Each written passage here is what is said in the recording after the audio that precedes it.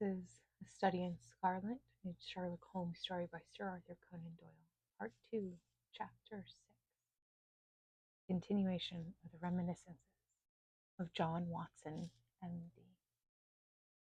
Our prisoner's furious resistance did not apparently indicate any ferocity in his disposition toward ourselves, for on finding himself powerless he smiled in an affable manner, and expressed his hopes that he had not hurt any of us in the scuffle. "I guess you're going to take me to the police station," he remarked to Sherlock Holmes. "My cab's at the door. If you'll loose my legs, I'll walk down to it. Not so light to lift as I used to be." Gregson and Lestrade exchanged glances as if they thought this proposition rather a bold one, but Holmes at once took the prisoner at his word and loosened the towel which we had bound around his ankles. He rose and stretched his legs as though to assure himself that they were free once more. I remember that I thought to myself as I eyed him that I had seldom seen a more powerfully built man, and his dark sunburned face bore an expression of determination and energy which was as formidable as his personal strength. "There's a vacant place for a chief of police." "I reckon you are the man for it," he said, gazing with undisguised admiration at my fellow lodger. "The way you kept on my trail was a caution." "You had better come with me," said Holmes to the two detectives. "I can drive you," said Lestrade. "Good. And Gregson can come inside with me. You too, Doctor. You have taken interest in the case, and may as well stick to us." I assented gladly, and we all descended together. Our prisoner made no attempt at escape, but stepped calmly into the cab which had been his. We followed him. Lestrade mounted the box, whipped up the horse, and brought us in a very short time to our destination. We were ushered into a small chamber where a police inspector noted down our prisoner's name and the names of the men whose murder he had been charged. The official was a white-faced, unemotional man who went through his duties in a dull, mechanical way. "The prisoner will be put before the magistrate in the course of the week," he said. "In the meantime, Mr. Jefferson Hope, have you anything you wish to say? I must warn you that your words will be taken down and may be used against you." "I've got a good deal to say," our prisoner said slowly. "I want to tell you gentlemen all about it." "Hadn't you better reserve that for your trial?" I asked the inspector. "I may never be tried," he answered. "You needn't look startled. It isn't suicide I am thinking of." "Are you a doctor?" He turned his fierce, dark eyes upon me as he asked this last question. "Yes, I am," I answered. "Then put your hands here," he said with a smile, motioning with his manacled wrists toward his chest. I did so, and he became at once conscious of an extraordinary throbbing commotion which was going on inside. The walls of his chest seemed to thrill and quiver as a frail building would do inside some powerful engine was at work. In the silence of the room I could hear a dull humming and buzzing noise which proceeded from the same source. "Why," I cried, "you have an aortic aneurysm." "That's what they call it," he said placidly. "I went to a doctor last week about it, and he told me that it is bound to burst before many days pass. It has been getting worse for years. I got it from overexposure and underfeeding among the Salt Lake Mountains. I've done my work now, and I don't care how soon I go, but I should like to leave some account of the business behind me. I don't want to be remembered as a common cutthroat." The inspector and the two detectives had a hurried discussion as to the advisability of allowing him to tell his story. "You consider, Doctor, that there is immediate danger?" the former asked. "Most certainly there is," I answered. "In that case, it is clearly our duty, in the interests of justice, to take his statement," said the inspector. "You are at liberty, sir, to give your account, which I again warn you will be taken down." "I'll sit down with your leave," the prisoner said, suiting the action to the word. "This aneurysm of mine makes me easily tired, and the tussle we had half-hour ago has not mended matters. I'm on the brink of the grave, and I am not likely to lie to you. Every word I say is the absolute truth, and how you use it is a matter of no consequence to me." With these words, Jefferson Hope leaned back in his chair and began the following remarkable statement. He spoke in a calm and methodical manner, as though the events which he narrated were commonplace enough. I can vouch for the accuracy of the subjoined account, for I have access to Lestrade's notebook, in which the prisoner's words were taken down exactly as they were uttered. "Don't much matter to you why I hated these men," he said. "It's enough that they were guilty of the death of two human beings, a father and a daughter, and that they had therefore forfeited their own lives. After the lapse of time that had passed since their crime, it was impossible for me to secure a conviction against them in any court. I knew of their guilt, though, and I determined that I should be judge, jury, and executioner, all rolled into one. You'd have done the same if you had any manhood in you, if you had been in my place. That girl I spoke of was to have married me 20 years ago. She was forced into marrying that same Trevor and broke her heart over it. I took the marriage ring from her dead finger, and I vowed that his dying eye should rest upon that very ring, and that his last thought should be of the crime for which he was punished. I have carried it about with me, and I have followed him and his accomplice over 2 continents, until I caught them. They thought to tire me out, but they could not do it. If I do die tomorrow, as is likely enough, I die knowing that my work in this world is done, and well done. They have perished, and by my hand there is nothing left for me to hope for, or to desire. They were rich, and I was poor, so that it was no easy matter for me to follow them. When I got to London, my pocket was about empty, and I found that I must turn my hand to something for my living. Driving and riding are as natural to me as walking, so I applied at a cab owner's office and soon got employment. I was to bring a certain sum a week to the owner. Whatever was over that I might keep for myself. There was seldom much over, but I managed to scrape along somehow. The hardest job was to learn my way about, for I reckon that all of the mazes that ever were contrived, this city is the most confusing. I had a map beside me, though, and when once I had spotted the principal hotels and stations, I got on pretty well. It was some time before I found out where my 2 gentlemen were living, but I inquired and inquired until at last I dropped across them. They were at the boarding house at Camberwell, over on the other side of the river. When once I found them out, I knew that I had them at my mercy. I had grown my beard, and there was no chance of their recognizing me. I would dog them and follow them until I saw my opportunity. I was determined that they should not escape me again. They were very near doing it for all that. Go where they would about London, I was always at their heels. Sometimes I followed them on my cab, and sometimes on foot. But the former was the best, for then they could not get away from me. It was only early in the morning or late at night that I could earn anything, so that I began to get behindhand with my employer. I did not mind that. However, as long as I could lay my hand upon the men I wanted. They were very cunning, though. They must have thought that there was some chance of their being followed. They would never go out alone, and never after nightfall. During the 2 weeks I drove behind them every day, and never once saw them separate. Trevor himself was drunk half the time, but Stangerson was not to be caught napping. I watched them late and early, but never saw the ghost of a chance. But I was not discouraged, for something told me that the hour had almost come. My only fear was that this thing in my chest might burst a little too soon and leave my work undone. At last, one evening, I was driving up and down Torquay Terrace, as the street was called in which they boarded, when I saw a cab drive up to their door. Presently some luggage was brought out, and after a time Drebber and Stangerson followed it and drove off. I whipped up my horse, kept within sight of them, feeling very ill at ease, for I feared that they were going to shift their quarters. At Euston Station they got out, and I left a boy to hold my horse. I followed them onto the platform. I heard them ask for the Liverpool train. The guard answered that one had just gone, and there would not be another for some hours. Stangerson seemed to be put out at that, but Trevor was rather pleased than otherwise. I got so close to them in the bustle that I could hear every word that passed between them. Trevor said that he had a little business of his own to do, and if the other would wait for him, he would soon rejoin him. His companion remonstrated him and reminded him that they had resolved to stick together. Trevor answered that the matter was a delicate one, and that he must go alone.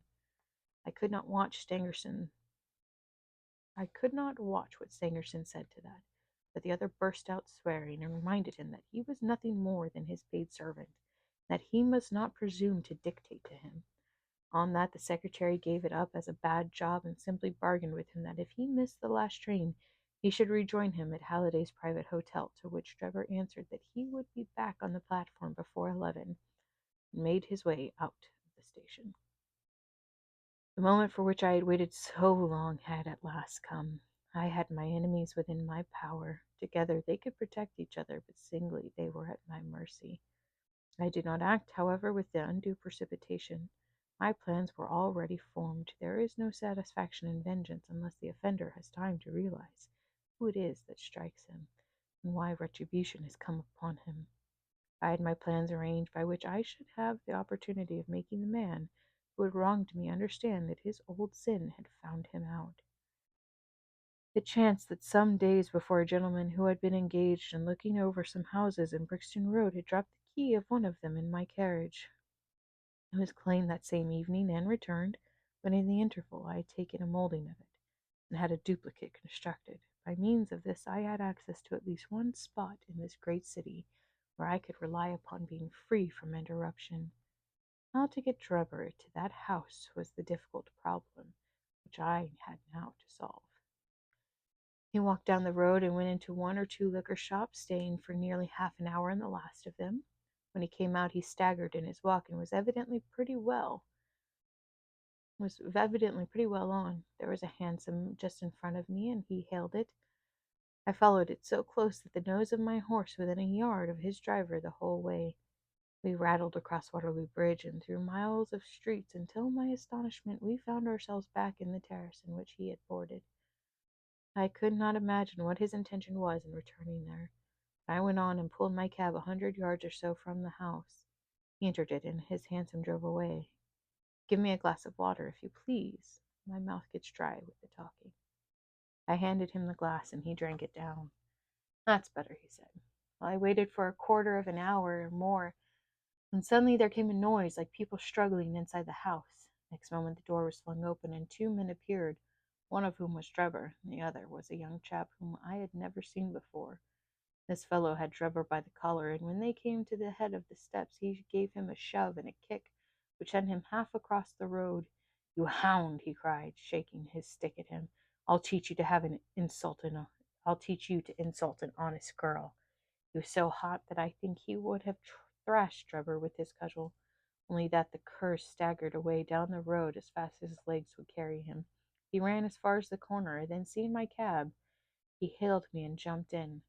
"Drive me to Halliday's private hotel," said he. When I had him fairly inside my cab, my heart jumped so with joy that I feared lest at this last moment my aneurysm might go. Wrong. I drove along slowly, weighing in my own mind what it was best to do.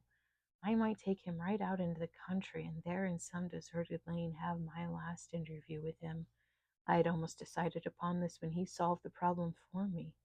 The craze for drink had seized him again, and he ordered me to pull up outside a gin place. He went in, leaving word that I should wait for him. Then he remained until closing time. When he came out, he was so far gone that I knew the game was in my own hands. Don't imagine that I intended to kill him in cold blood. It would only have been rigid justice if I had done so, but I could not bring myself to do it. I had long determined that he should have a show for his life if he chose to take advantage of it. Among the many billets which I have filled in America during my wandering life, I was once janitor and sweeper out of the laboratory at York College. One day the professor was lecturing on poisons. He showed his students some alkaloid, as he called it, which he had extracted from some South American arrow poison, and which was so powerful that the least grain meant instant death. I spotted the bottle in which this preparation was kept, and when they were all gone I helped myself to a little of it. I was a fairly good dispenser, so I worked this alkaloid into small soluble pills, and each pill I put in a box with a similar pill made without the poison. I determined at the time that when I had my chance my gentlemen should each have a draw out of one of these boxes. while I ate the pill that remained. It would be quite as deadly, and a good deal less noisy than firing across a handkerchief. From that day I had always my boxes about with me. The time had now come when I was to use them. It was nearer 1 than 12, and wild bleak night blowing hard and raining in torrents, dismissal as it was outside. I was glad within, so glad that I could have shouted from pure exultation. If any of you gentlemen have ever pined for a thing and longed for it during 20 long years, and suddenly found it within your reach, you would understand my feelings. I lit a cigar and puffed at it to steady my nerves, but my hands were trembling and my temples throbbing with excitement. As I drove, I could see John Ferrier and sweet Lucy looking at me out of the darkness and smiling at me, just as plain as I see you all in this room. All the way they were ahead of me, one on each side of the horse, until I pulled up at the house in the Brixton Road. There was not a soul to be seen nor sound to be heard, except the dripping of the rain. When I looked in at the window, I found Trevor all huddled together in a drunken sleep. I shook him by the arm. "It's time to get out," I said. "All right, cabby," he said. I suppose he thought we had come to the hotel that he had mentioned, for he got out without another word and followed me down the garden. I had to walk beside him to keep him steady, for he was still a little top-heavy. When we came to the door, I opened it and led him into the front room. I give you my word that all the way the father and the daughter were walking in front of us. "It's infernally dark," he said, stamping about. "We'll soon have light," I said, striking a match and putting it into a candle wax, which I had brought with me. "Now, Enoch Drebber," I continued, turning to him, holding the light to my own face, "who am I?" He gazed at me, bleared, drunken eyes for a moment, and then I saw horror spring up in them, convulse his whole features, which showed me that he knew. He staggered back with a livid face, and I saw the perspiration break out upon his brow, while his teeth chattered in his head. From the sight, I leaned my back against the door and laughed loud and long. I had always known that vengeance would be sweet, but I had never hoped for the contentment of soul which now possessed me. "You dog," I said, "I've hunted you from Salt Lake City to St. Petersburg. You have always escaped me. Now at last your wanderings have come to an end, for you or I shall never see tomorrow's sun rise." He shrunk still further away as I spoke, and I could see on his face that he thought I was mad. So I was, for the time. The pulses in my temples beat like sledgehammers, and I believe I would have had a fit of some sort if the blood had not gushed from my nose and relieved me. "What do you think of Lucy Ferrier now?" I cried, locking the door and shaking the key in his face. "Punishment has been slow in coming, but it has overtaken you at last." I saw his coward lips tremble as I spoke. He would have begged for his life, but he knew, well, that it was useless. "Would you murder me?" he stammered. "There's no murder," I answered. "Who talks of murdering a mad dog? What mercy had you upon my poor darling when you dragged her from her slaughtered father and bore her away to your accursed and shameless harem?" "It was not I who killed your father," he cried. "Her father," he cried. "But it was you who broke her innocent heart," I shrieked, thrusting the box before him. "Let the high God judge between us. Choose and eat. There's a death in one and life in the other. I shall take what you leave. Let us see if there is justice upon the earth, or if we are ruled by chance." He cowered away with wild cries and prayers for mercy. I drew my knife and I held it to his throat until he had obeyed me. And I swallowed the other, and we stood facing one another in silence for a minute or more, waiting to see which was to live and which was to die. Shall I ever forget the look which came over his face when the first warning pangs told him that the poison was in his system? I laughed as I saw it. I held Lucy's marriage ring in front of his eyes. It was but for a moment, for the action of the alkaloid is rapid. A spasm of pain contorted his features. He threw his hands out in front of him, staggered, and then with a hoarse cry fell heavily upon the floor. I turned him over with my foot and placed my hand upon his heart. There was no movement. He was dead. The blood had been streaming from my nose, but I had taken no notice of it. I don't know what it was that put it into my head to write upon the wall with it. Perhaps it was some mischievous idea of setting the police upon a wrong track. I felt light-hearted and cheerful. I remembered a German friend being found in New York with Rache written above him. It was argued at the time in the newspapers that the secret societies must have done it. I guess that what puzzled the New Yorkers would puzzle the Londoners. So I dipped my finger in my own blood and printed it on a convenient place on the wall. Then I walked down to my cab and found that there was nobody about, that the night was still very wild. I had driven some distance when I put my hand into the pocket in which I usually kept Lucy's ring and found that it was not there.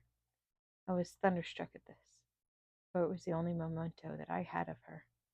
Thinking that I might have dropped it when I stooped over Drebber's body, I drove back and, leaving my cab in the side street, went boldly up to the house, for I was ready to dare anything rather than lose the ring.